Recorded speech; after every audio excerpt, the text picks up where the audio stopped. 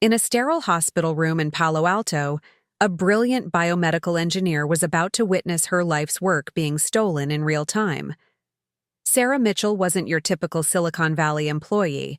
For 5 years, she had developed revolutionary diagnostic technology while battling a rare autoimmune disease, known for her methodical brilliance and unwavering determination to help patients like herself. When MedTech Solutions fired her via Zoom call from her hospital bed and erased her name from the presentation of her own innovation, Sarah had no idea she was walking into a corporate conspiracy that would lead to the largest patent theft case in federal history. What began as a devastating betrayal would become a $280 million legal victory that exposed an entire industry of intellectual property theft, proving that one chronically ill woman's refusal to surrender could redefine innovation rights forever. Before we jump back in, tell us where you're tuning in from, and if this story touches you, make sure you're subscribed, because tomorrow, I've saved something extra special for you. The tremor in Sarah Mitchell's hand wasn't from nervousness. She'd learned to distinguish between the subtle manifestations of her autoimmune condition and ordinary human emotion years ago. This particular shake, accompanied by the familiar burning sensation spreading through her joints, meant her body was preparing for another betrayal. She pressed her palm against the cool surface of her kitchen counter, watching the live stream of MedTech Solutions product launch on her laptop screen with a mixture of pride and growing unease. Ladies and gentlemen, we're proud to present the future of diagnostic medicine. Marcus Bellwether's voice boomed through her speakers, his practiced smile radiating the kind of confidence that came with a Harvard MBA and 20 years of venture capital success. Behind him, a massive screen displayed the sleek interface of the diagnostic system Sarah had spent 5 years of her life perfecting. 5 years of 18-hour days, failed prototypes, and breakthrough moments that had kept her awake with excitement rather than the chronic pain that usually disturbed her sleep. Sarah's breath caught as the presentation continued. The technology looked exactly as she'd envisioned it, down to the color scheme she'd agonized over during those late nights in the lab. The algorithm's decision trees, the user interfaces, intuitive flow, even the specific biomarkers her system prioritized, all of it was there, polished and presented as if it had materialized fully formed in MedTech's sterile corporate environment. But something was wrong. As Marcus guided the audience through the system's capabilities, describing its revolutionary approach to preventing misdiagnoses in autoimmune conditions, Sarah realized with mounting horror that her name was nowhere to be found.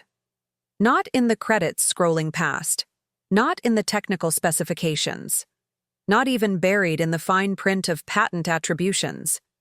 The irony was so sharp it felt like another kind of pain.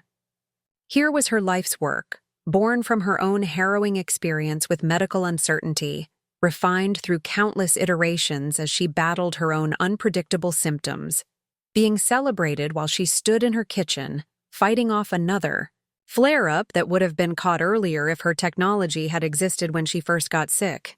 The Diagnostic Care 3000 represents a paradigm shift. Dr. Kevin Bradley's voice joined Marcus on stage. Sarah's former research partner looked uncomfortable under the bright lights, his usual easy confidence replaced by something that looked almost like guilt. Our proprietary algorithms can identify autoimmune markers with 97.3% accuracy, dramatically reducing the average diagnosis time from 18 months to under 6 weeks. Our proprietary algorithms. Sarah's vision blurred. And this time it wasn't from her condition. Kevin knew better than anyone that those algorithms were hers, born from the dozens of conversations they'd had about pattern recognition, about the subtle ways autoimmune diseases masked themselves, about her own frustrating journey through specialist after specialist before finally receiving a diagnosis that made sense of her symptoms. The burning in her joints intensified, spreading from her hands up through her arms. Sarah recognized the warning signs. Stress was one of her most reliable triggers, and watching her intellectual property being stolen in real time certainly qualified. She reached for her emergency medication, but her hands were shaking too badly to manage the child-proof cap. Marcus was moving into the financial projections now, his voice taking on the reverent tone venture capitalists reserved for truly spectacular returns on investment. Conservative estimates project $500 million in revenue within the first 3 years, with potential for international expansion pushing that figure well into the billions. $500 million from technology she'd developed in a cramped lab, working through brain fog and joint pain that sometimes made typing feel like running a marathon. Technology she'd created not for profit margins, but because she'd lived through the nightmare of medical uncertainty, the months of being told her symptoms were probably stress, or just part of being a woman, while her body systematically attacked itself. The laptop screen began to swim as Sarah's vision narrowed. The familiar tingling sensation that preceded a severe flare-up was spreading down her spine, and she knew she had perhaps minutes before her nervous system decided to stage a full revolt. She managed to call 911, her voice surprisingly steady, as she explained her situation to the dispatcher, then sank to the kitchen floor as her legs gave out. As the paramedics arrived, professional, efficient, asking questions she'd answered dozens of times before, Sarah kept her laptop clutched against her chest. The live stream was still running, and she could hear the applause as Marcus concluded his presentation. The audience was celebrating a breakthrough that would help millions of patients like her, never knowing that the woman who'd made it possible was lying on a stretcher, invisible and forgotten. The emergency room at Stanford Medical was familiar territory.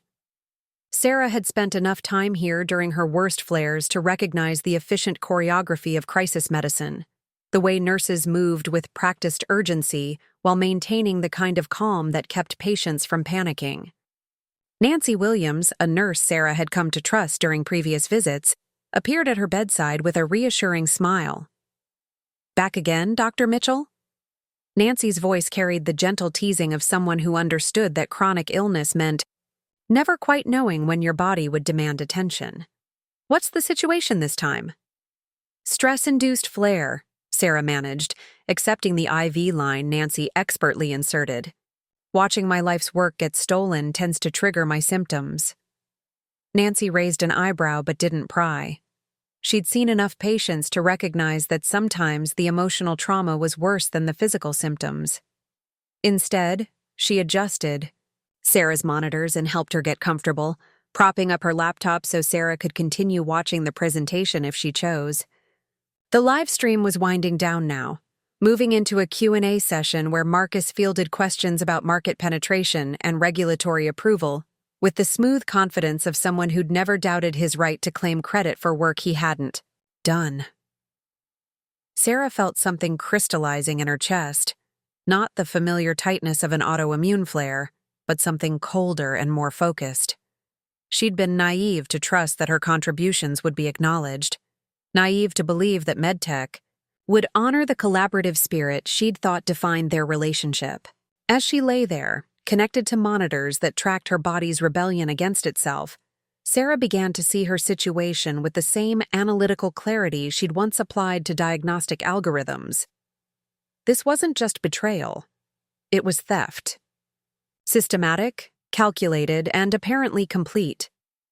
They'd taken her work, her research, her innovations, and packaged them as corporate property. They'd reduced 5 years of her life to a line item on a balance sheet, erasure so thorough it was as if she'd never existed. The presentation ended with thunderous applause and a stock ticker showing MedTech's share price jumping 12% in after-hours trading. 12% of a company now valued at over $2 billion.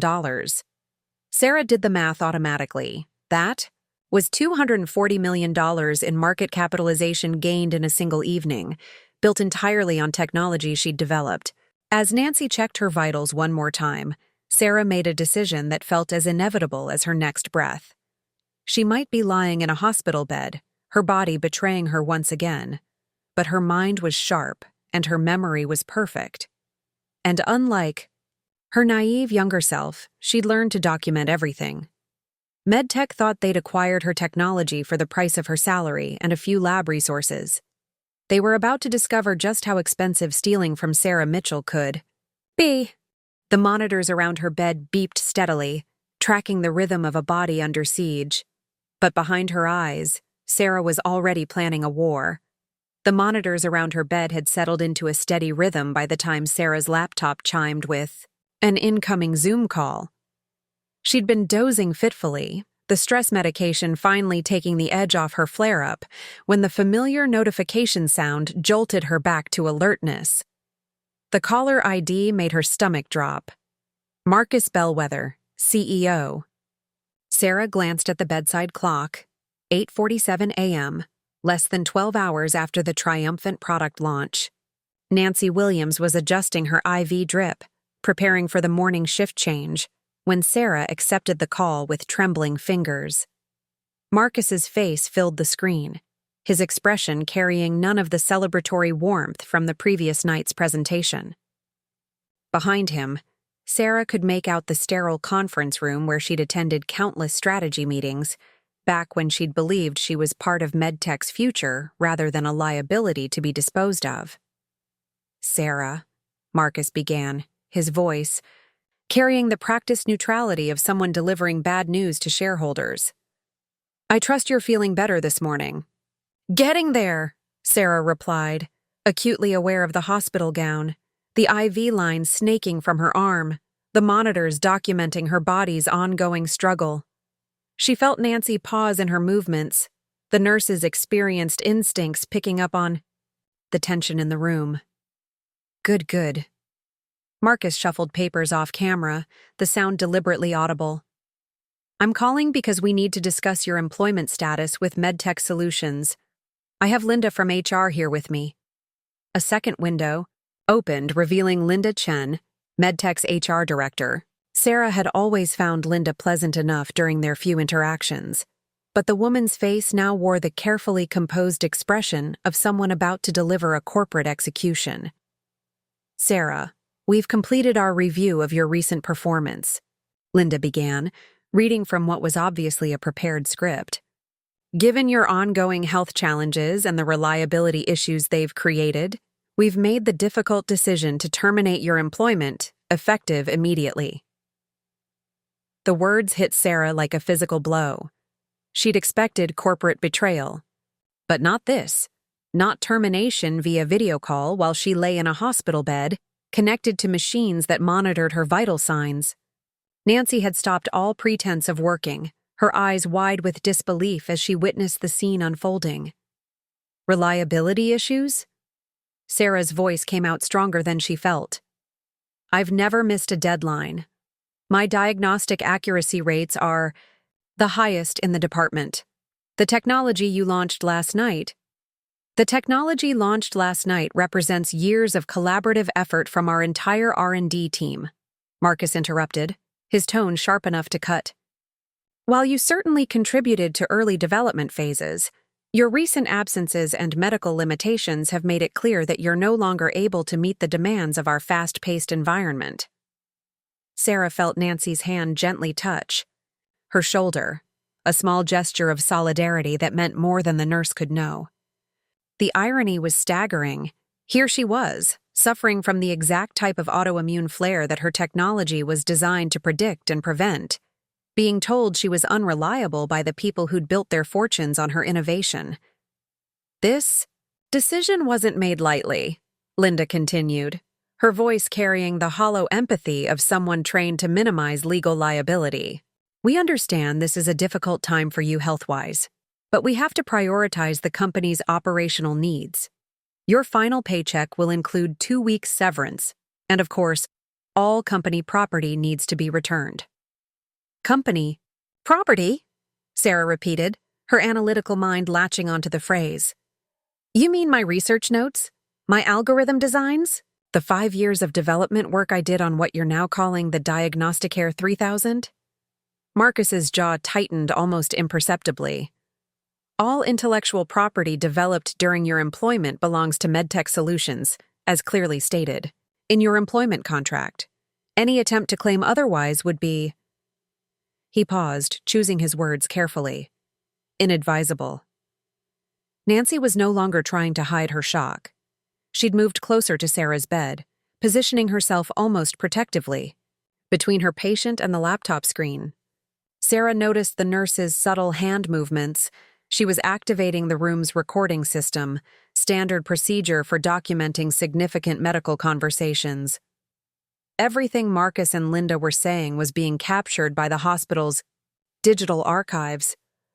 "I need to be clear about something," Sarah said, her voice gaining strength despite the medication coursing through her system.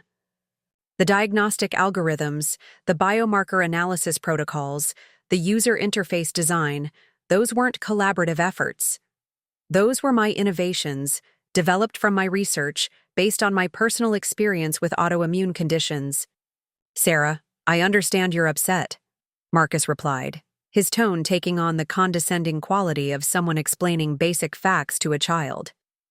"But you need to be very careful about making unfounded claims regarding intellectual property ownership. MedTech has significant resources to protect its interests." The threat was subtle, but unmistakable. Sarah felt something cold and sharp crystallize in her chest.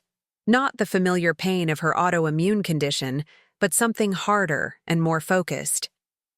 She looked at Nancy, who was now openly glaring at the laptop screen, her professional composure cracking in the face of such corporate cruelty. "Are you seriously threatening me while I'm lying in a hospital bed?" Sarah asked, her voice carrying a dangerous quiet that made Nancy step closer. "Nobody's threatening anyone," Linda interjected quickly, clearly recognizing that the optics of their call had shifted into dangerous territory. "We are simply clarifying the legal realities of your employment agreement." "Legal realities," Sarah repeated. "I see. Well, here's a legal reality for you. I've been documenting everything. Every email, every development meeting, every conversation about my research. I know exactly which innovations were mine and which were truly collaborative. And I've been very careful about protecting my intellectual property rights." The silence that followed was deafening. Sarah could see Marcus and Linda exchanging glances off camera, their confidence wavering for the first time since the call began. "Sarah," Marcus said finally, his voice taking on a false friendliness that fooled no one. "I think the stress of your condition might be affecting your judgment. Perhaps we should revisit this conversation when you're feeling more yourself."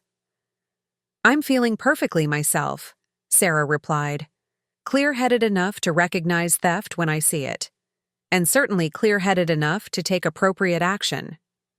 Nancy caught Sarah's eye and nodded almost imperceptibly.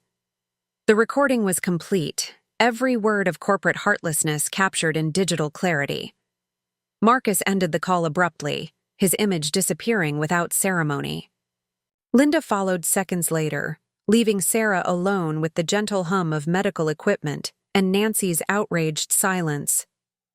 "In 30 years of nursing," Nancy said finally, "I have never seen anything so callous.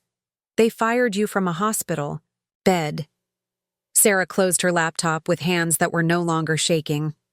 The medication might be suppressing her physical symptoms, but her mind was crystalline clear. Marcus Bellwether had just made the biggest mistake of his corporate career. He'd declared war on the wrong woman. Sarah closed her laptop with hands that were no longer shaking, but her mind was racing faster than the heart monitor beside her bed. Nancy had left for her shift change, promising to return with copies of the hospital's recording, but not before slipping Sarah a business card, with a name scrawled on the back. "Dr. Helen Morrison says to call Ryan Campbell, patent attorney. Tell him I sent you. Dr. Morrison." Sarah's former thesis advisor at MIT, the woman who'd guided her through her PhD in biomedical engineering, and remained a mentor even after Sarah entered the corporate world. If Helen was recommending legal counsel, she must have heard about the MedTech launch and drawn her own conclusions about what had really happened. Sarah dialed the number with trembling fingers, not from her condition this time, but from anticipation.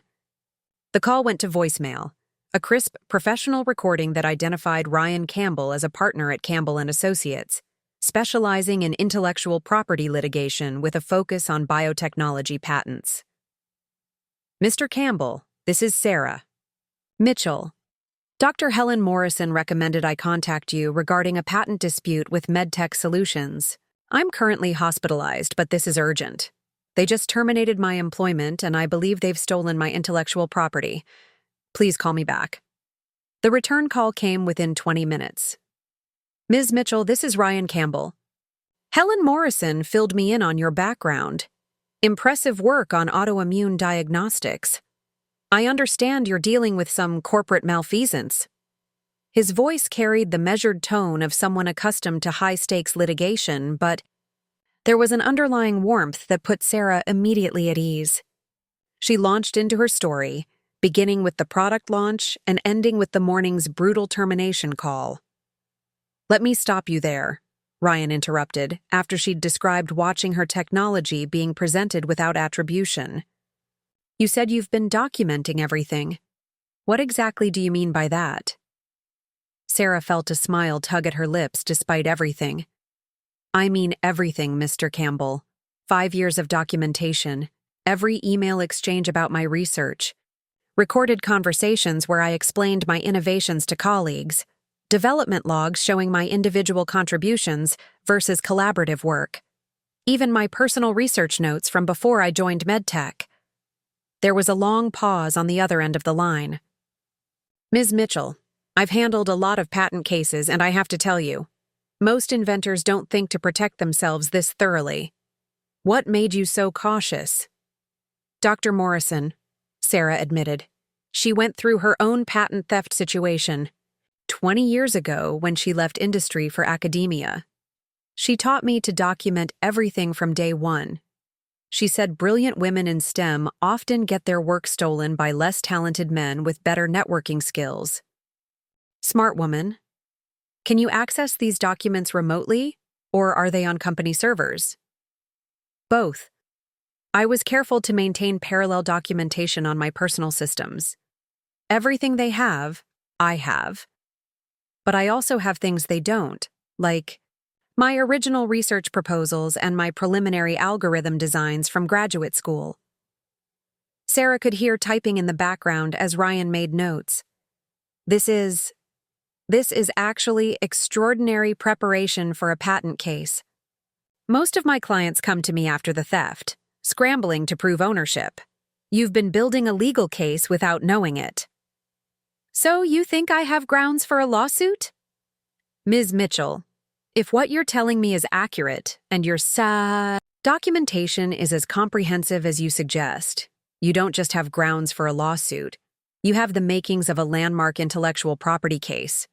We're talking about potentially massive damages, not just for the theft itself, but for willful infringement if we can prove they knew they were stealing your work. Sarah's heart rate spiked, triggering a soft alarm on her monitor. She took deep breaths to calm herself as Ryan continued. Preparing and narrating this story took us a lot of time, so if you are enjoying it, subscribe to our channel. It means a lot to us. Now back to the story. I need to see your documentation before I can give you a full assessment, but based on what you've told me, we could be looking at damages in the hundreds of millions. MedTech's market cap jumped significantly. After the launch, that's quantifiable harm directly tied to your stolen intellectual property. Hundreds of millions, Sarah repeated, the number almost too large to process. Mr. Campbell, I need you to understand something. This isn't about money for me. This technology could save lives. It could prevent other people from going through what I've experienced with misdiagnosis and medical uncertainty. If MedTech is going to profit from my work, they need to at least acknowledge where it came from. I understand, and that's exactly the kind of principle that juries respond to. But Ms. Mitchell, you need to understand that if we pursue this case, MedTech will come after you with everything they have. They'll try to destroy your credibility, question your contributions, maybe even attack your medical condition as evidence that you're not reliable. Are you prepared for that kind of fight? Before Sarah could respond, her hospital room door opened. Her younger brother Michael walked in, His usually perfect business attire rumpled from what had clearly been a rushed flight from San Francisco. His face was tight with worry that transformed into barely contained rage as he took in the hospital setting and overheard the tail end of Ryan's question. "What kind of fight?" Michael demanded, crossing to Sarah's bedside in 2 strides.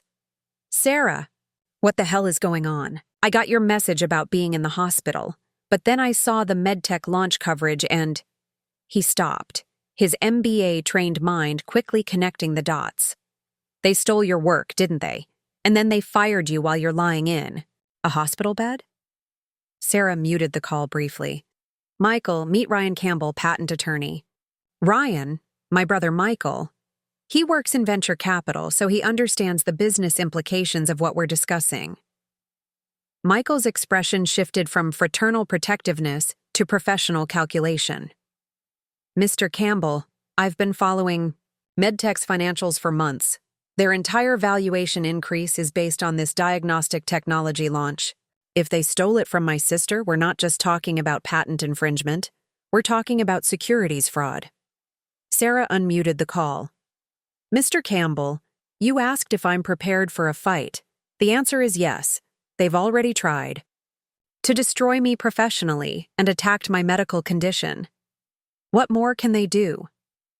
"A lot more, unfortunately. But Ms. Mitchell, with your documentation and your brother's business expertise, we might have something special here. Can you both come to my office tomorrow? I'd like Dr. Morrison to join us as well. She can provide crucial context about your academic work and serve as a character witness." "I should be discharged by then," Sarah confirmed, feeling stronger than she had since the whole ordeal began. "Excellent. And Ms. Mitchell? Start thinking about what justice looks like to you. Because if your documentation is as solid as you've described, we're going to have options most patent plaintiffs only dream of." After they hung up, Michael pulled a chair, close to Sarah's bed. "Sarah, are you sure about this? Patent litigation can take years, and the stress—" "Michael," she interrupted, her voice carrying new steel. "They declared war on me the moment they erased my name from that presentation. I'm just going to finish what they started." Her brother studied her face and nodded slowly. "Okay then, let's destroy them." 2 days later, Sarah stood in the marble-floored lobby of Campbell & Associates, her discharge papers still crisp in her purse and her determination harder than the steel and glass surrounding her. The meeting with Ryan had exceeded even her optimistic expectations. Her documentation wasn't just comprehensive, it was legally bulletproof. Patent applications, development timelines, recorded conversations, even her graduate school research notes all painted an unambiguous picture of intellectual property theft on a massive scale. Ryan emerged from the elevator with Dr. Helen Morrison at his side, both carrying thick folders and wearing expressions of grim satisfaction. Behind them walked a younger woman with sharp eyes and a digital recorder clipped to her blazer, Jessica Thompson from TechWatch Weekly, the investigative journalist who'd built her reputation exposing Silicon Valley corruption. Sarah, Helen, embraced her former student warmly. "I've spent the morning reviewing Ryan's legal strategy with Jessica. This is going to send shockwaves through the entire biotech industry." Jessica stepped forward, extending her hand. "Ms. Mitchell, I've been investigating MedTech's practices for 6 months. Your case provides the smoking gun I've been looking for. Are you ready to go public with this?"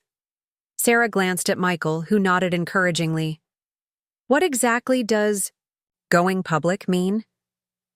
"It means filing a $180 million patent infringement lawsuit this afternoon and giving me an exclusive interview for tomorrow's edition," Jessica explained. "It means MedTech's stock price is going to crater when investors realize their golden goose was built on stolen technology. It means Marcus Bellwether is going to have to answer some very uncomfortable questions." Ryan opened his folder, revealing a thick legal document. "The lawsuit is ready to file. We're alleging willful patent infringement, theft of trade secrets, and breach of contract. The damages calculation is based on MedTech's increased market valuation following the diagnostic launch, Money they never would have seen without your technology. $180 million, Sarah repeated, the number still surreal. What happens when we file? Everything changes, Ryan said simply. Once this hits the federal court system, it becomes public record. Every tech journalist in Silicon Valley will be calling you. MedTech's lawyers will start circling like sharks. Are you prepared for that level of scrutiny? Sarah thought about the brutal termination call, about watching her life's work being celebrated while her name was systematically erased. I'm prepared. 3 hours later, Jessica's fingers flew across her laptop keyboard in the coffee shop across from the federal courthouse. Sarah sat beside her, still processing the surreal experience of filing a lawsuit that could reshape her entire life. Michael was on his phone with contacts in the venture capital world, already hearing whispers about MedTech's suddenly uncertain future. The filing went through at 3:47 p.m., Jessica said, checking her notifications. I'm getting confirmation. From the court clerk's office, your case is now officially Sarah Mitchell versus MedTech Solutions, case number 23CV2847. How does it feel to be a federal plaintiff? Terrifying and liberating at the same time, Sarah admitted. Like jumping off a cliff but knowing you have a parachute. Jessica's phone buzzed insistently. That's my editor. The story goes live in 20 minutes on our website, full print. Coverage tomorrow. I need one final quote from you. What do you want people to know about this case? Sarah considered the question carefully. Through the coffee shop window, she could see the imposing federal courthouse where her lawsuit now resided in the system, a digital David facing a corporate Goliath. I want people to know that innovation has a human cost. Every breakthrough technology comes from real people making real sacrifices. When corporations steal that work, they're not just stealing intellectual property, they're stealing pieces of people's lives. At exactly 4:15 p.m., Jessica's article went live. The headline was stark and devastating.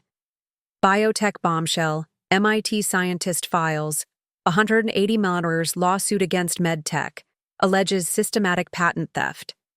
Within minutes, Sarah's phone began ringing. The first call came from Marcus Bellwether himself. Sarah, what the hell do you think you're doing? His voice carried none of the corporate polish from their previous interactions, replaced by raw fury and panic. You're making a serious mistake here. The only mistake I made was trusting. You? Sarah replied calmly. Everything else has been very deliberate. This lawsuit is frivolous and you know it. You were employed by MedTech when you developed that technology. It belongs to us. Then you should have no problem proving that in court. I look forward to seeing your evidence. The line went dead. Sarah looked at Michael, who was grinning despite the gravity of the situation. He's panicking, Michael observed. I've been watching MedTech's stock price for the last hour. Down 15% in after-hours trading and falling. The market doesn't like uncertainty, especially when it involves stolen intellectual property. Sarah's phone rang again, this time from Dr. Kevin Bradley. She hesitated before answering, knowing this conversation would be more painful than Marcus's bluster. Sarah, please tell me this isn't real. Kevin's voice was strained, almost pleading. Please tell me you're not actually suing the company. It's real, Kevin, and you know why it had to happen. Sarah, you don't understand the position this puts me in. I'm CTO. If this lawsuit succeeds, it could destroy everything we've built. Everything I built, Sarah corrected. Kevin, you know where that technology really came from. You were there for every breakthrough, every late-night debugging session, every moment of inspiration. You know I'm telling the truth. There was a long pause. Sarah, I can't get involved in this. I won't testify against the company. I'm not asking you to testify against the company. I'm asking you to testify for the truth. The line went quiet again, but this time Sarah could hear Kevin's labored breathing. I can't, he whispered finally.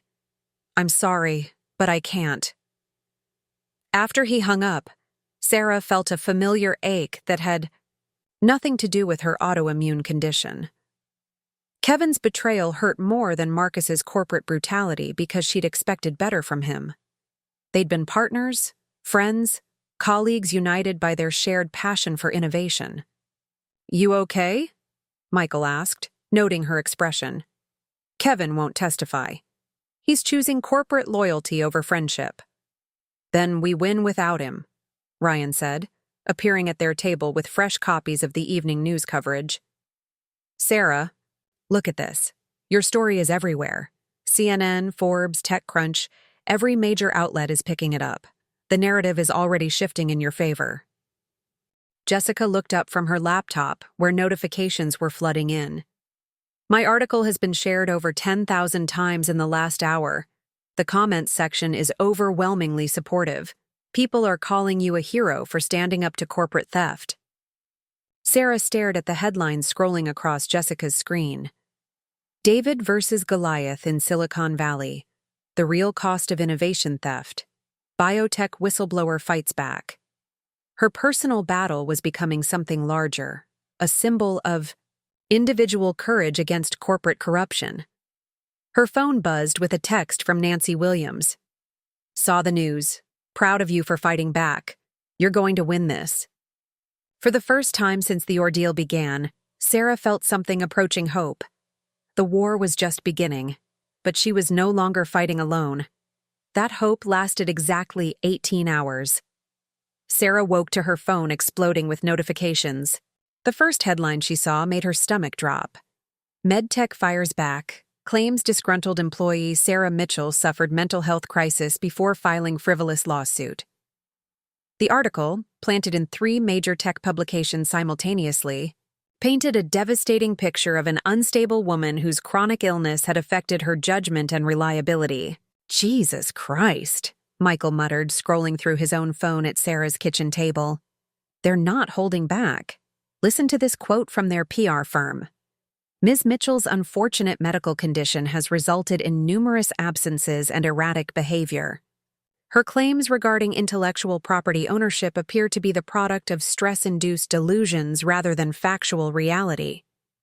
Sarah's hands trembled as she read the coordinated character assassination. MedTech had hired Blackstone Communications, the most ruthless PR firm in Silicon Valley, known for destroying adversaries through strategic media manipulation. The attack was surgical and brutal.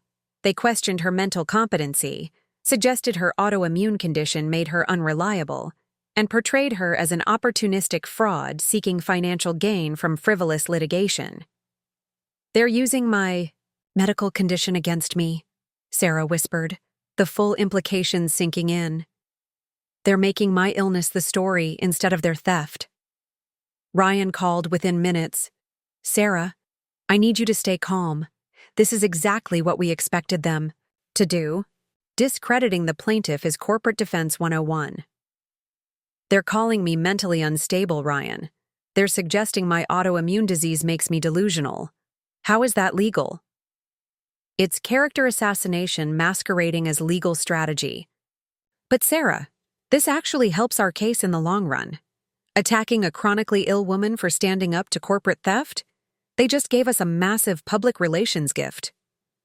Dr. Helen Morrison arrived at Sarah's apartment within the hour, carrying coffee and a fierce expression that reminded Sarah why her mentor had been such a formidable researcher. "I've spent the morning calling every academic contact I have. The scientific community is outraged by what MedTech is doing to you. Helen, maybe I should just settle. Maybe this fight isn't worth—" "Absolutely not." Helen's voice carried the authority of someone who'd faced down corporate bullies before. "Sarah, they're attacking you precisely because they know you're right. This is desperation, not strength." Jessica Thompson called as they were strategizing. Responses. "Sarah, I need to ask you some difficult questions for my follow-up piece. MedTech's people are claiming you missed critical deadlines, that your medical absences compromised project timelines. They're painting you as an unreliable employee whose illness made her unsuitable for high-stakes work." Sarah felt the familiar burning sensation in her joints that preceded a stress-induced flare. Jessica, every absence I took was medically necessary and properly documented. I never missed a deadline. My performance reviews were consistently excellent. I believe you, but I need documentation. Can you provide your medical records, performance evaluations, attendance logs? The request hit Sarah like a physical blow. Her medical records, the most private details of her struggle with autoimmune disease, would become public evidence in her fight for justice. Every doctor's visit, every treatment failure, every moment of vulnerability would be dissected by lawyers and journalists. They want me to choose between my privacy and my case, Sarah said after hanging up. My medical records will prove I was a reliable employee despite my condition, but putting them in the public record? Michael squeezed her shoulder. Sarah, you don't have to do this. We can settle quietly, take whatever they offer, and move on with your life. And let them win? Let them keep profiting from stolen work while destroying other inventors? Sarah's voice gained strength. No. If making my medical records public helps expose their lies, then that's what we do. Ryan arrived with legal documents and a grim expression. MedTech filed their response this morning.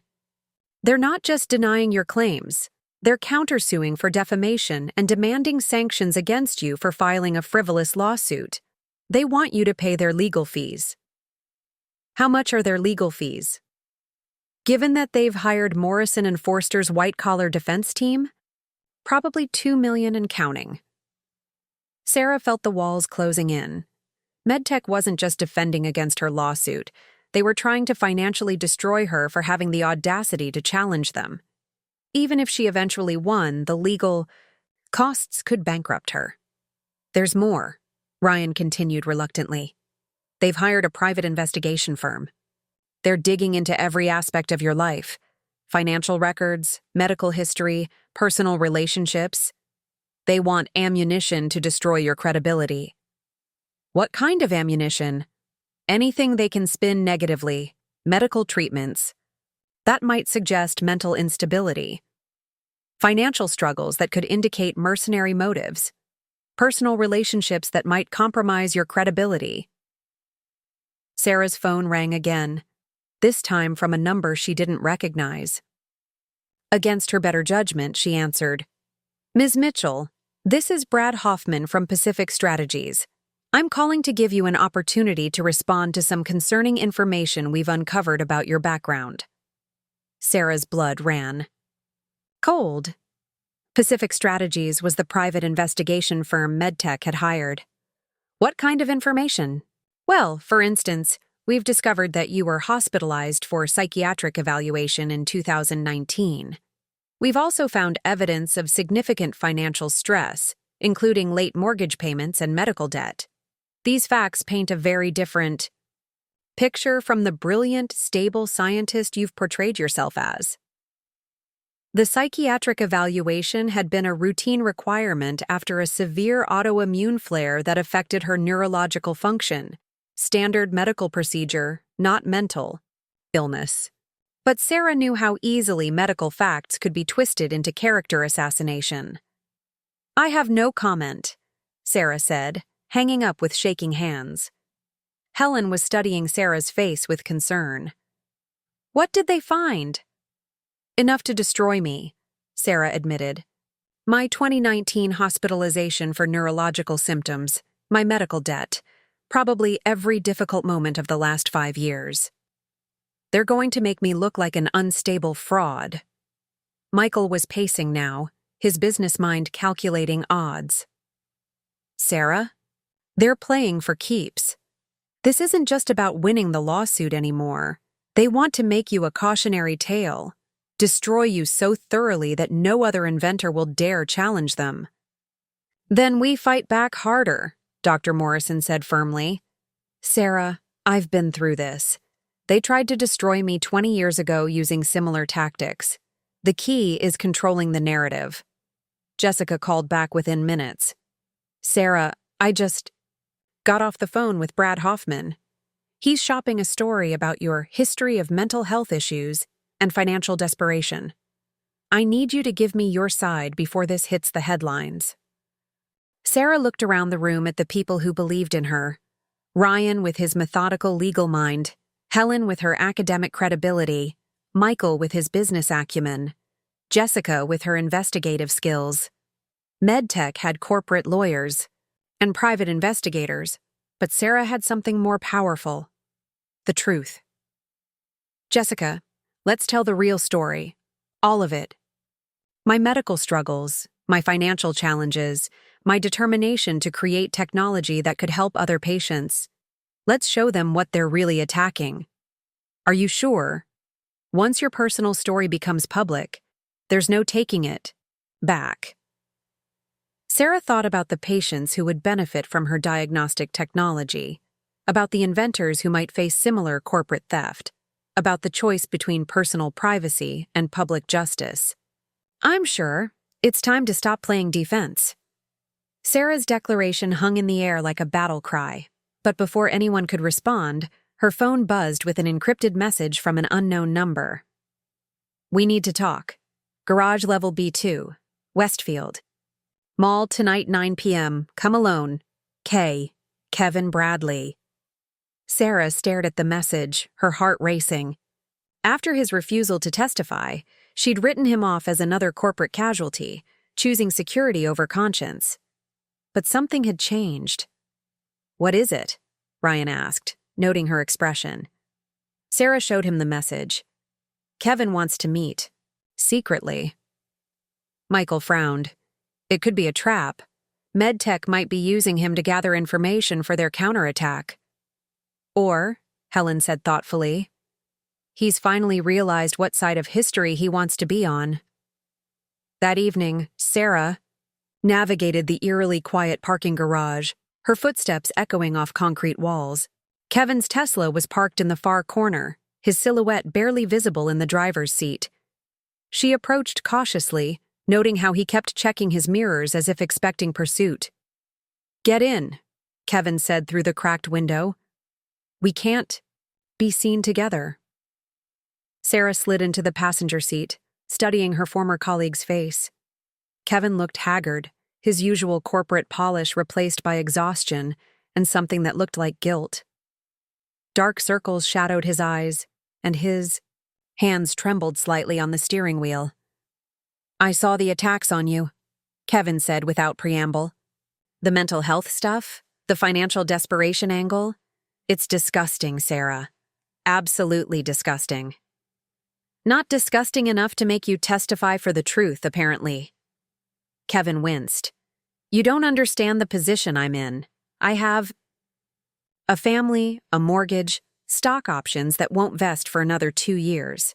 If I go against MedTech. If you go against MedTech, you do the right thing, Sarah interrupted.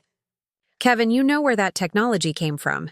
You were there for every innovation, every breakthrough moment. You know I'm telling the truth. I know, Kevin whispered. God help me, I know exactly what happened. And I've been lying about it for months. Sarah felt something shift in the enclosed space of the car, as if the weight of unspoken truth was finally demanding acknowledgement. Then help me prove it. Kevin reached into his briefcase and pulled out a thick folder marked Confidential. Attorney work product. His hands shook as he handed it to her. These are internal MedTech documents. Email chains, development timelines, budget allocations, everything that proves you developed the core technology independently. Sarah opened the folder with trembling fingers.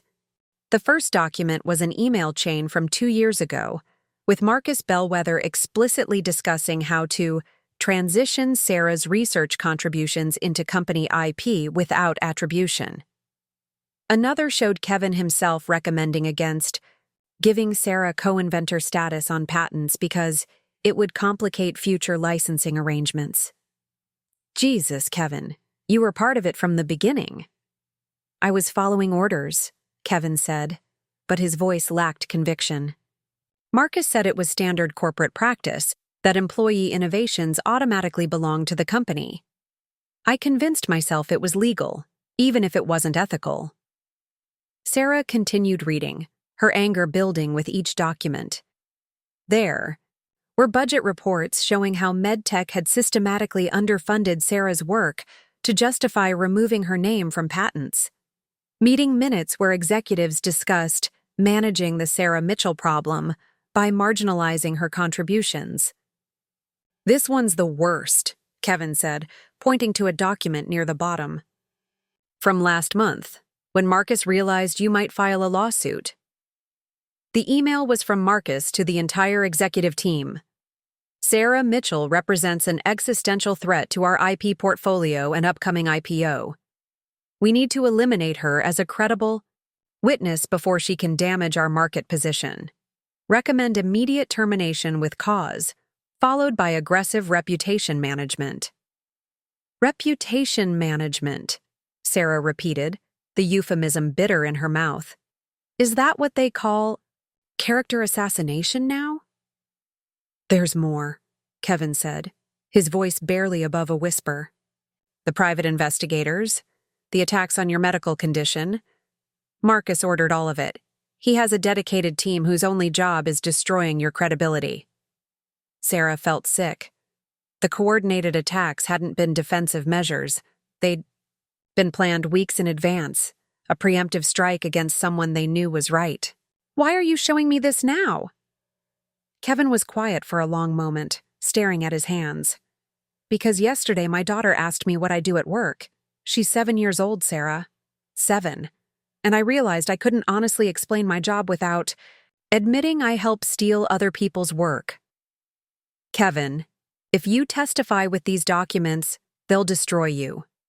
Marcus won't just fire you, he'll make sure you never work in biotech again." "I know." Kevin's voice was steadier now, as if making the decision had brought him peace. "But I can't keep living with this. Every time I see that diagnostic system in action, saving lives and preventing misdiagnoses, I know it's your work, your innovation, your sacrifice. You deserve credit for what you created." Sarah felt tears threatening. "These documents, they prove everything. Not just that they stole my work, but that they planned to destroy me from the beginning. This isn't just patent theft anymore. It's a criminal conspiracy." "Will you work with your lawyer to arrange my testimony?" Kevin asked. "I want to do this right, with full whistleblower protection if possible." "Kevin, are you sure? Once you cross this line, there's no going back." Kevin started the car, his decision made. "Sarah, I crossed the line 2 years ago when I helped them steal your work. This is just me finding my way back to the right side."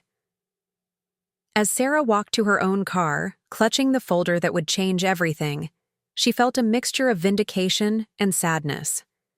Kevin's betrayal had hurt, but his redemption meant more than just additional evidence. It meant she hadn't been wrong to trust him, only too early. Her phone buzzed with a text from Ryan. "How did it go?" Sarah typed back, "We just won the case. Call emergency meeting for tomorrow morning. Bring Helen and Jessica. We're going nuclear." The folder on her passenger seat contained more than evidence. It contained proof of a criminal conspiracy that reached the highest levels of MedTech's corporate structure. Marcus Bellwether hadn't just stolen her intellectual property.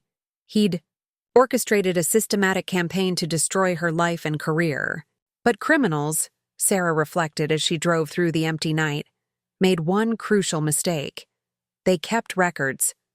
And now those records belonged to her. The war was about to escalate beyond civil litigation into criminal prosecution. And for the first time since this nightmare began, Sarah Mitchell was no longer playing defense. She was going for the kill.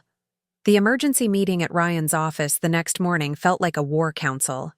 Kevin's documents spread across the mahogany conference table like battle plans, each one more damning than the last. Dr. Helen Morrison sat rigid with academic fury, while Jessica Thompson's recorder captured every explosive revelation. Michael paced behind them, his venture capital mind calculating the seismic implications for Silicon Valley's entire ecosystem. "This changes everything," Ryan said. holding up the email where Marcus explicitly discussed eliminating Sarah as a credible witness. We're not just looking at patent theft anymore. This is wire fraud, conspiracy to commit fraud, and possibly RICO violations if we can prove a pattern of racketeering.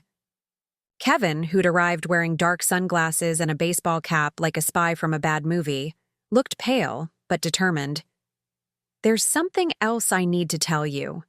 Sarah isn't the only victim. MedTech has done this to at least 3 other inventors in the past 5 years. The room went silent except for the scratch of Jessica's pen as she took notes. 3 others? Ryan repeated. Do you have documentation? Some. The Patel neural interface patents, the Chen cardiovascular monitoring system, the Williams drug delivery platform, all originally developed by individual inventors who mysteriously left the company before the technologies launched. Sarah felt sick. Kevin, are you telling me this is their business model? Hire brilliant inventors, steal their work, then eliminate them? It's worse than that. Kevin pulled out another folder. I brought copies of the executive bonus structures. Marcus and the senior team get massive payouts tied to patent portfolio expansion. They're literally incentivized to steal intellectual property. Dr. Morrison leaned forward, her voice tight with controlled anger. This isn't just corporate malfeasance. This is systematic destruction of innovation incentives. If inventors can't trust that their work will be protected, the entire research ecosystem collapses. Ryan was already reaching for his phone. I'm calling the FBI. This level of criminal conspiracy requires federal law enforcement. Wait, Jessica interrupted. Before you involve the feds, I need to publish this story. Once criminal investigators take over, everything gets sealed under grand jury secrecy rules. This might be our only chance to expose the full scope publicly. Within hours, Jessica's exposé hit the internet like a digital bomb. The headline, The Silicon Valley Patent Theft Ring, How MedTech Built a Billion-Dollar Empire on Stolen. Innovation sent shockwaves through the tech industry. The article detailed not just Sarah's case, but the emerging pattern of systematic intellectual property theft that had enriched MedTech's executives while destroying individual inventors. Sarah watched the story spread across social media from Ryan's office, feeling a strange mixture of vindication and disbelief.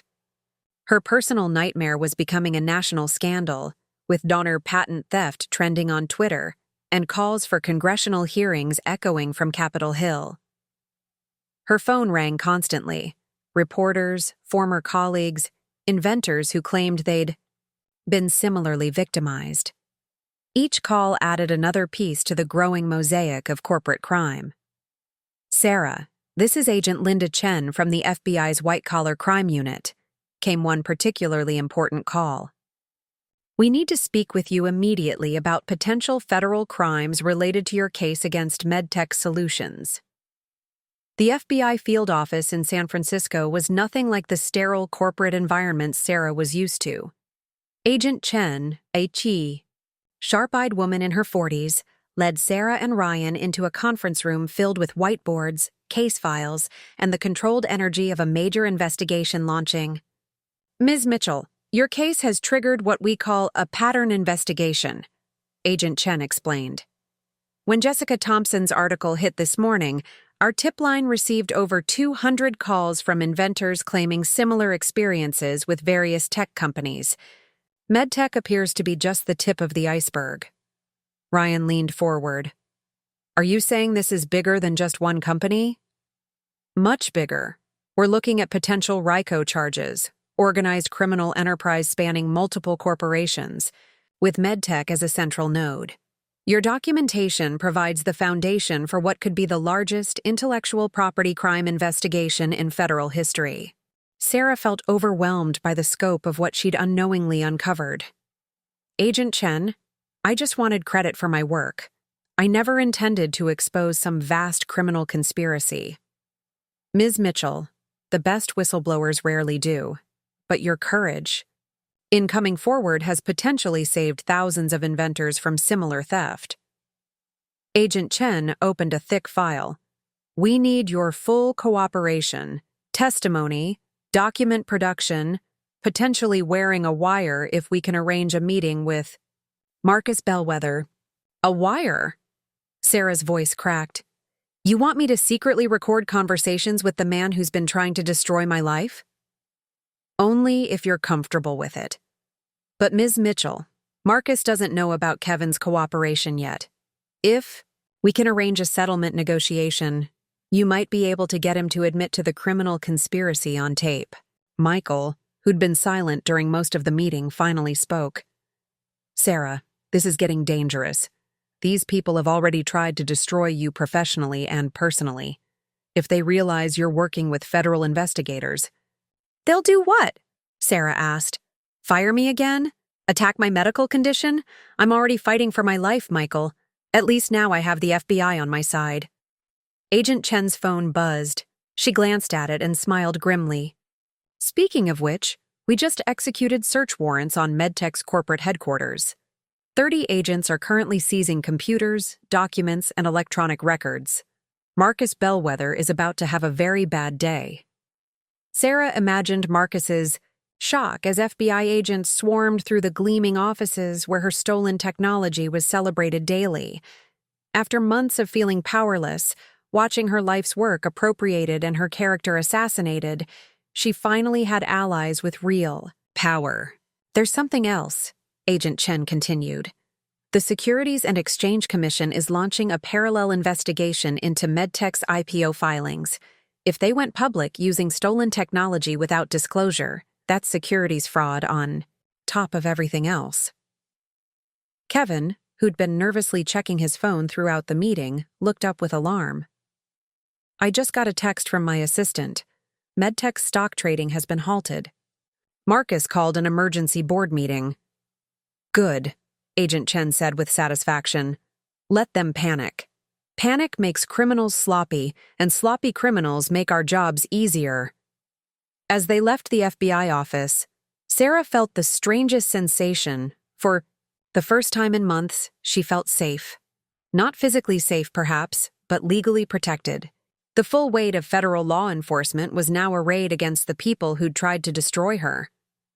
"Sarah," Ryan said as they reached the parking garage, "you realize this investigation could take years to resolve. Federal criminal cases? Move slowly." "That's okay," Sarah replied, feeling stronger than she had since this ordeal began. "I've waited 5 years to see my technology help patients. I can wait a little longer to see justice served." Her phone buzzed with a news alert. MedTech CEO Marcus Bellwether retains criminal defense attorney amid federal investigation. The war had officially escalated beyond corporate litigation into criminal prosecution, and Sarah Mitchell was no longer fighting alone. 3 weeks later, Sarah sat in the opulent conference room of Morrison & Foerster's San Francisco office, watching Marcus Bellwether's legal team squirm under pressure that would have been unimaginable just a month. Earlier, the mahogany table that had once represented corporate power now felt like a battlefield, where desperate men made increasingly frantic offers. Marcus looked haggard, his usual corporate polish replaced by the hollow-eyed exhaustion of someone watching his empire crumble in real time. Beside him sat 3 criminal defense attorneys whose hourly rates could fund a small biotech startup, and across from them, MedTech's board of directors wore expressions ranging from fury to barely concealed panic. "Let me be clear about our position," said Patricia Hendricks, MedTech's lead board member and former Pfizer executive. The board was unaware of any improper intellectual property practices. "We're prepared to make a substantial settlement offer to resolve this matter quickly and quietly." Ryan Campbell's voice was ice cold as he responded. "Ms. Hendricks, substantial is a relative term. My client's stolen technology generated over $800 million in market capitalization for MedTech. The FBI has evidence of systematic patent theft, affecting multiple inventors. Substantial to us starts with full damages plus punitive awards." Sarah watched Marcus during this exchange, noting how his jaw tightened every time someone mentioned the FBI investigation. According to Agent Chen's updates, the federal probe had uncovered evidence of patent theft dating back 7 years, with at least 12 individual inventors victimized by MedTech's systematic appropriation scheme. "What exactly are you proposing?" asked James Morrison, Marcus's lead criminal attorney. No relation to Dr. Helen Morrison, though the irony wasn't lost on Sarah. Ryan opened his folder with deliberate ceremony. Full admission of wrongdoing, public apology, and attribution of all stolen patents to their rightful inventors. $250 million in damages to Sarah Mitchell, plus establishment of a $500 million victim compensation fund for other affected inventors.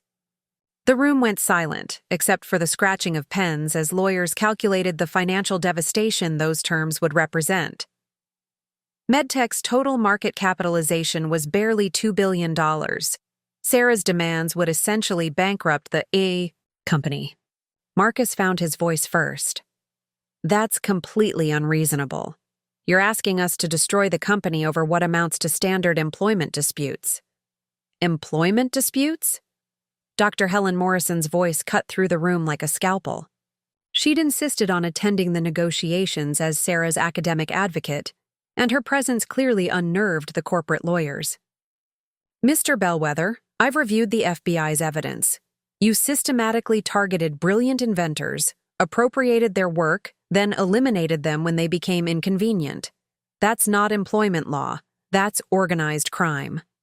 Sarah felt a surge of affection for her mentor. Helen's academic credentials gave her words weight that corporate lawyers couldn't easily dismiss, and her moral authority made Marcus's rationalizations sound like the desperate excuses they were. "Perhaps we could discuss this more productively without the inflammatory rhetoric," suggested Patricia Hendricks. "We're prepared to offer $50 million to Ms. Mitchell, plus acknowledgement of her contributions to the diagnostic platform." $50 million, Sarah repeated, speaking for the first time since the negotiations began. "For technology that generated hundreds of millions in value. For 5 years of my life. For the systematic destruction of my career and reputation." "Ms. Mitchell," Marcus said, leaning forward with what he probably thought was sincerity, "you have to understand our position. Yes, mistakes were made in how we handled attribution, but the technology was developed using company resources, company labs, company funding.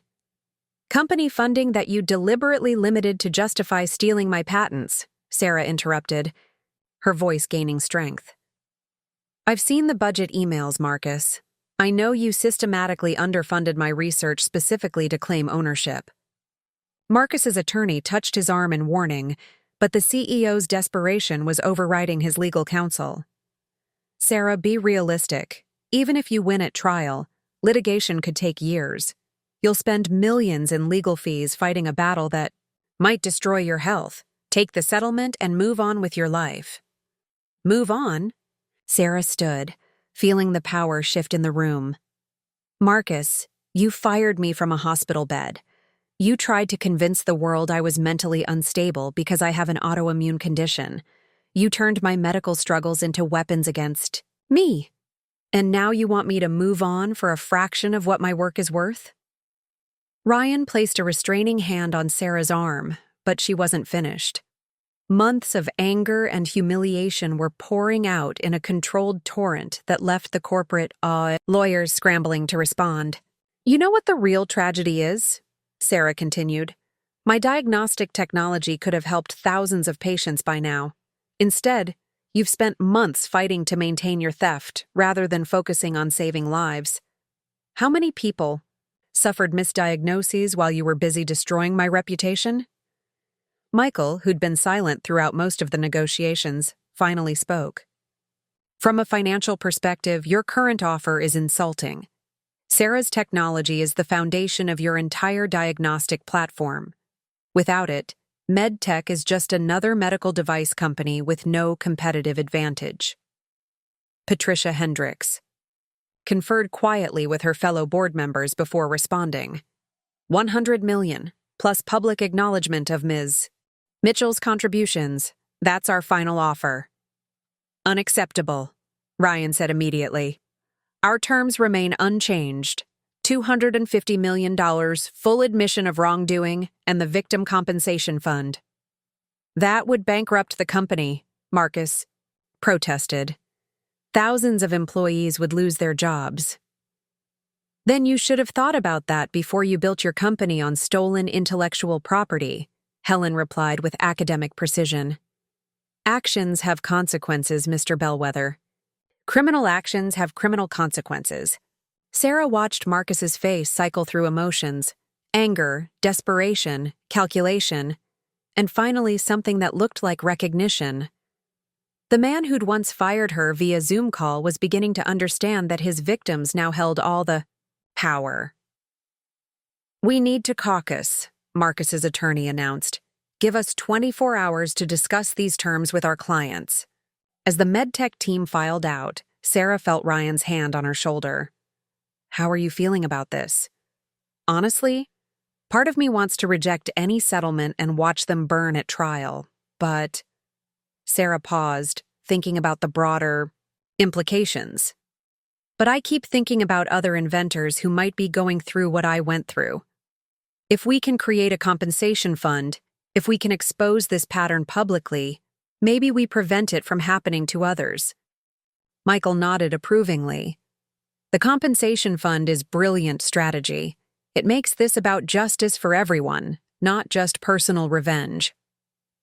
Dr. Morrison was studying the legal documents with academic thoroughness. Sarah, whatever you decide, know that you've already won something more important than money. You've proven that individual courage can challenge corporate corruption. That matters. As they left the gleaming conference room, Sarah reflected on how completely the power dynamic had shifted. 3 weeks ago, she'd been a disgraced former employee fighting for basic recognition. Now she sat across from terrified executives offering 9-figure settlements to make her go away. But going away wasn't an option anymore. Too many other inventors were counting on her to finish what she'd started.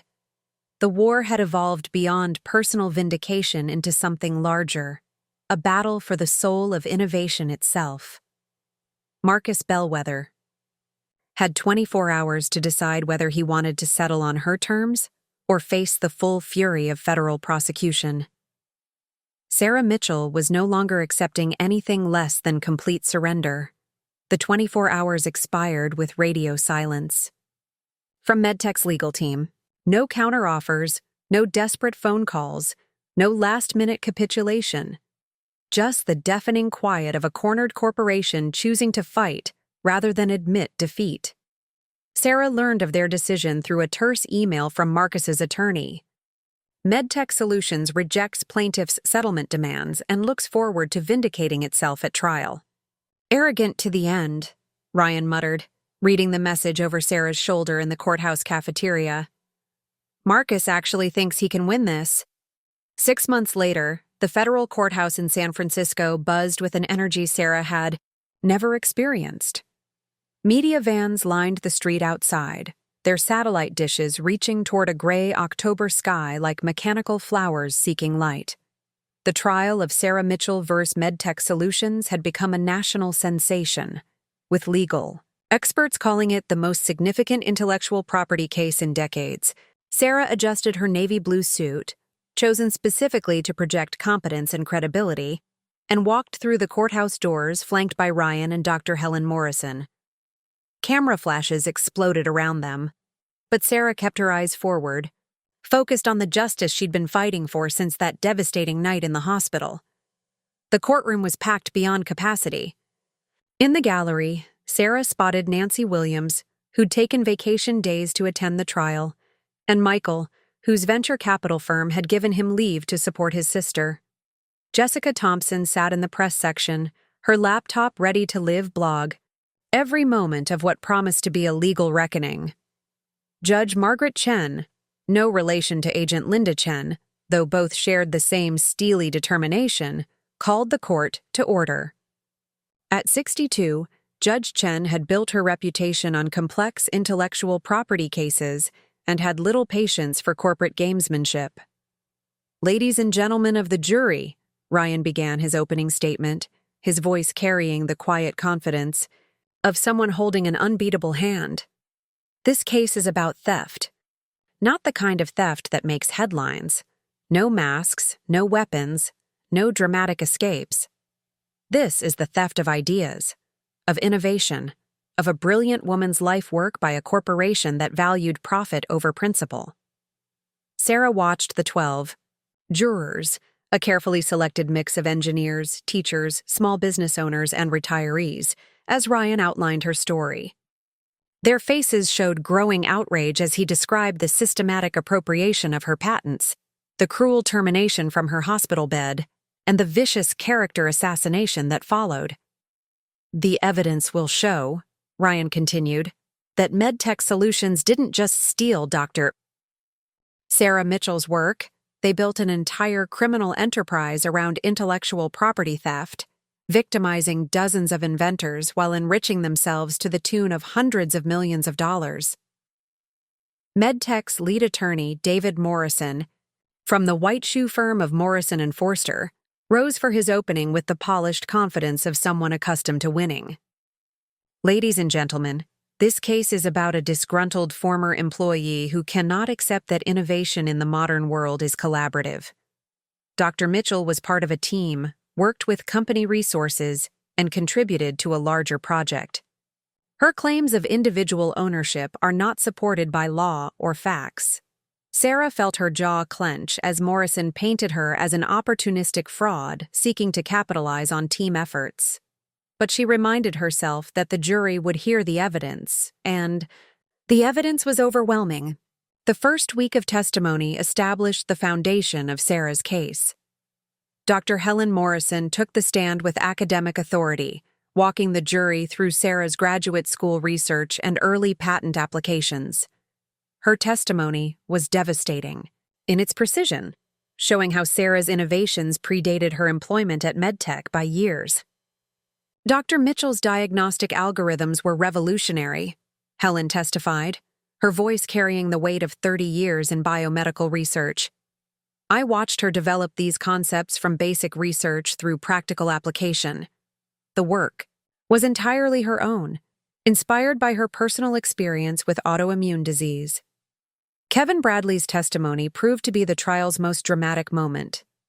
Sarah's former colleague took the stand looking like a man who hadn't slept in months, his guilt and redemption playing out in real time before the packed courtroom. "I want to be very clear about my role in this conspiracy," Kevin began, his voice barely above a whisper.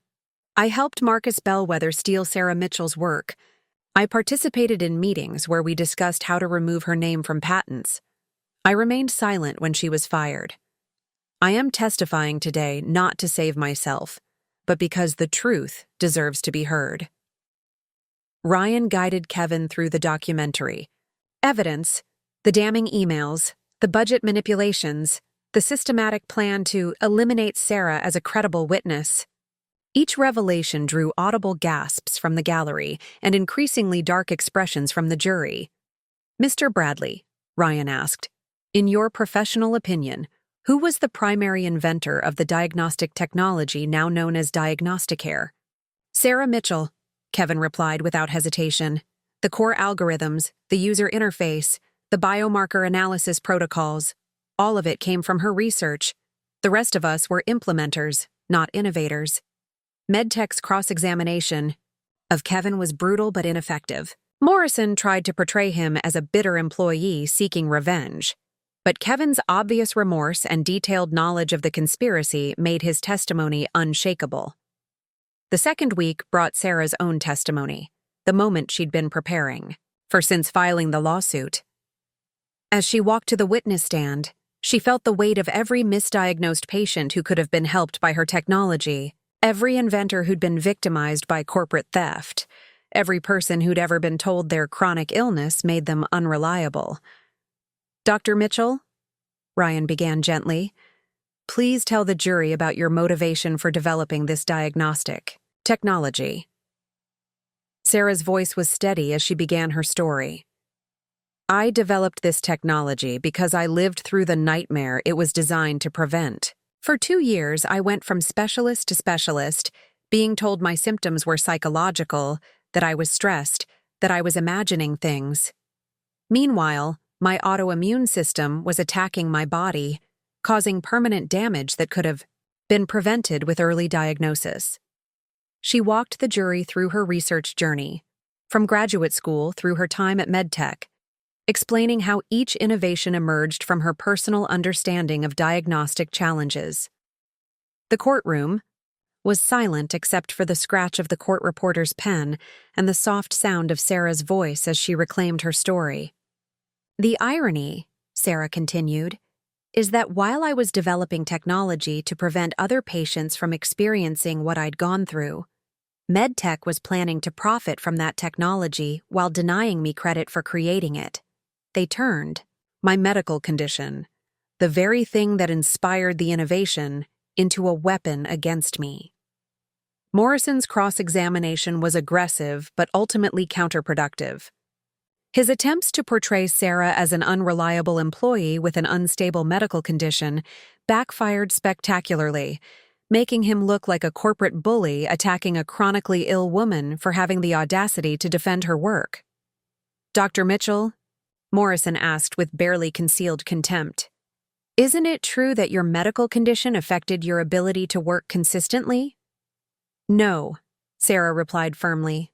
My medical condition affected my health, but it also gave me insights into diagnostic challenges that healthy researchers might miss.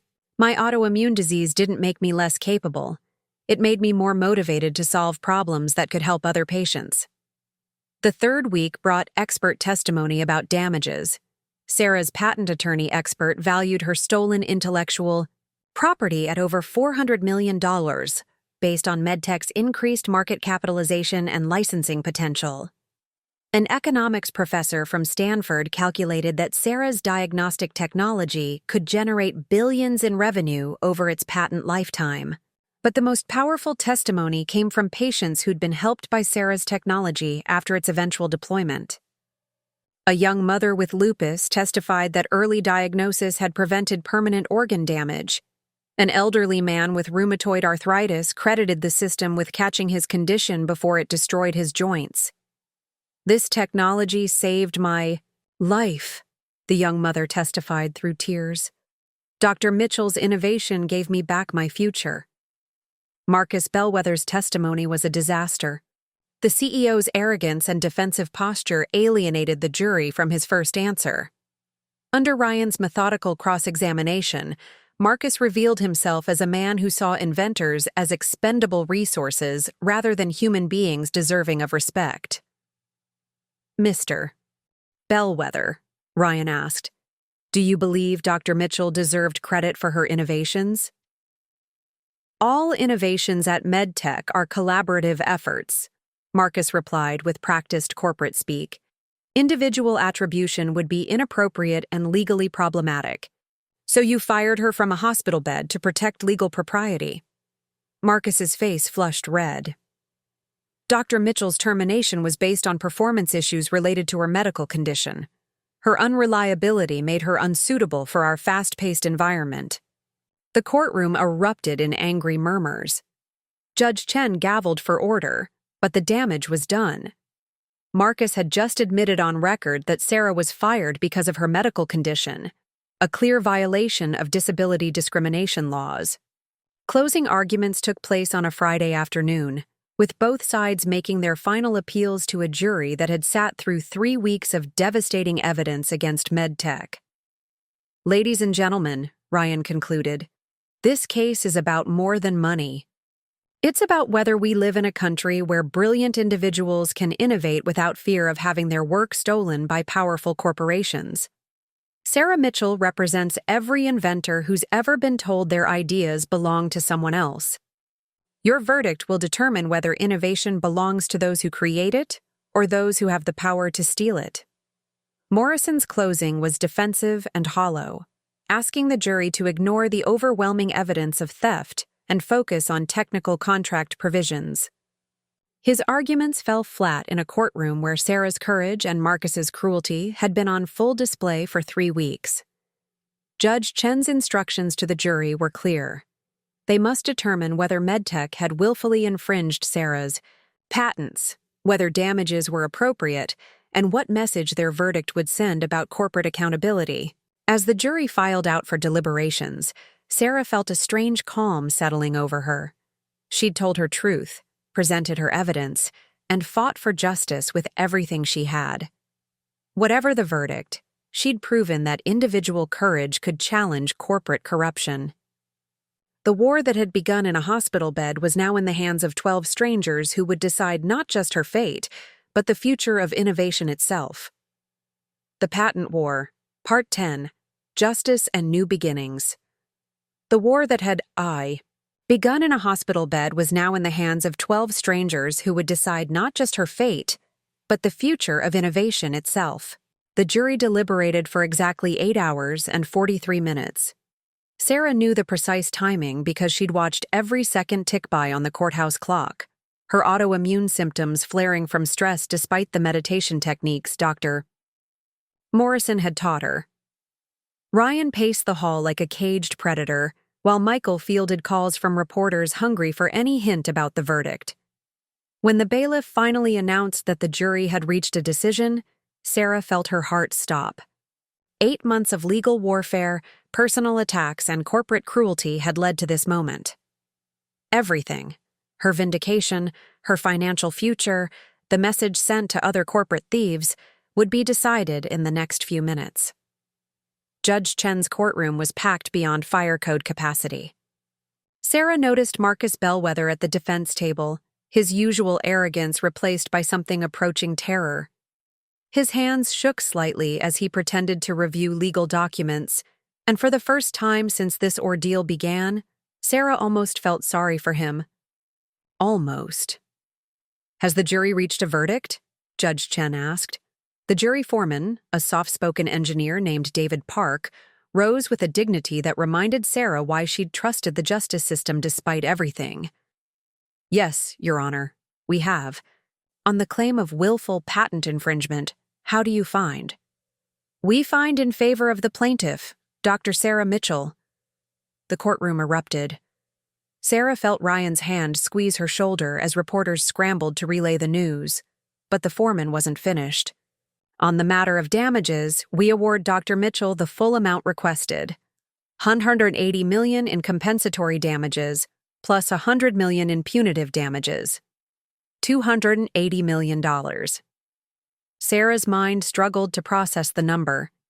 It was more than she'd dared hope for, a sum that would not only secure her financial future, but send an unmistakable message to every corporation that viewed individual inventors as disposable.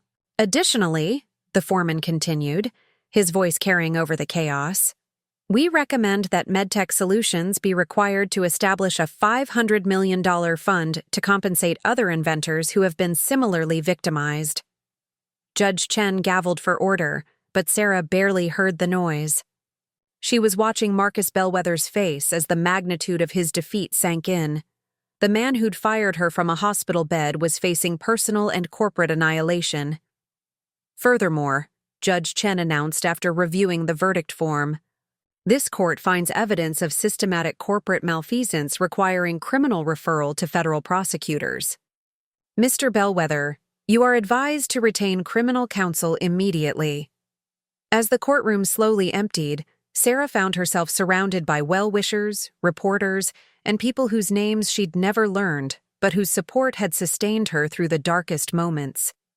Nancy Williams was crying openly, her faith in justice restored. Kevin Bradley approached hesitantly, his face a mixture of relief and ongoing guilt.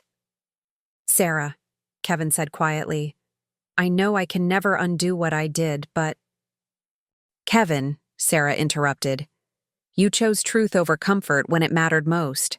That's all any of us can do." Outside the courthouse, the late afternoon sun painted San Francisco's skyline in shades of gold and orange.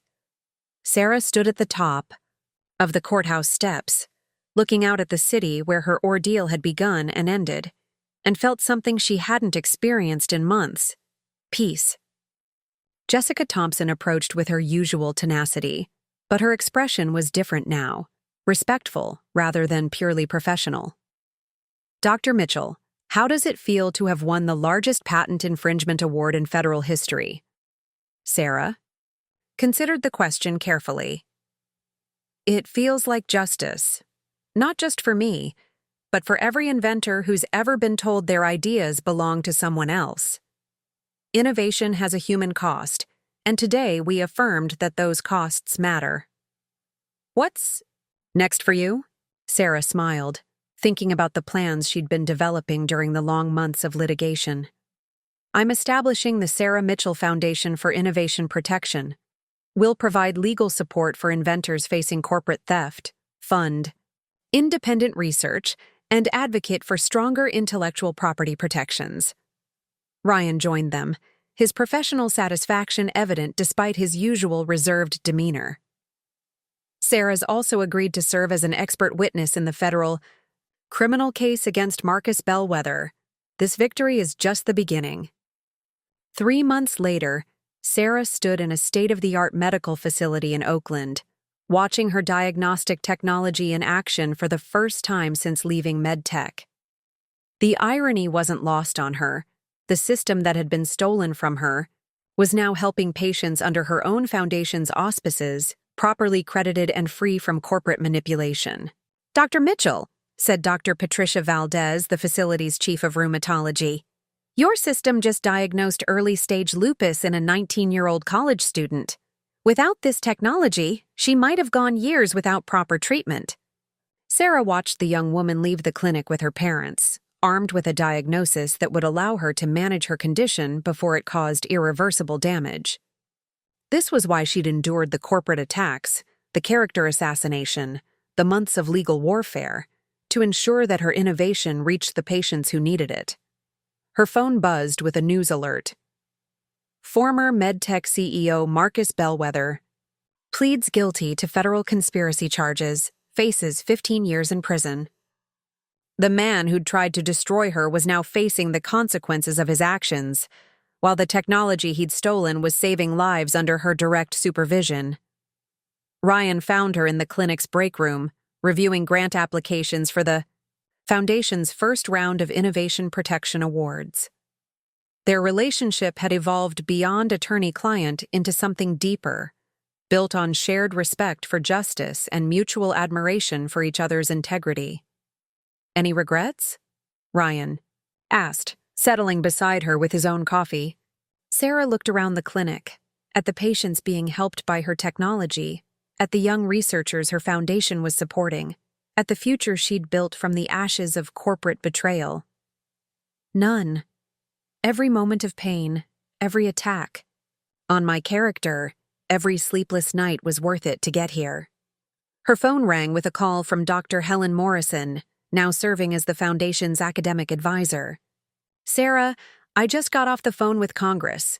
They want you to testify before the House Subcommittee on Innovation and Intellectual Property. Your case has inspired bipartisan legislation to strengthen inventor protections. As Sarah walked through the clinic that evening, she reflected on the journey that had brought her here. The war that began with her collapse during a product launch had evolved into something larger than personal vindication. It had become a catalyst for systemic change in how America protects innovation. The monitors that had once tracked her failing body in a hospital bed now monitored patients whose lives were being saved by her technology. The diagnostic system that corporate thieves had tried to claim as their own was finally serving its intended purpose, preventing the kind of medical uncertainty that had defined her own journey with chronic illness. Sarah Mitchell had lost a job, endured character assassination, and sacrificed her privacy to fight for justice. In return, she'd gained something more valuable than money: the knowledge that individual courage could challenge institutional corruption and win. The patent war was over. Innovation belonged to its creators once again. Up next, you've got 2 more standout stories right on your screen. If this one hit the mark, you won't want to pass these up. Just click and check them out, and don't Forget to subscribe and turn on the notification bell so you don't miss any upload from us.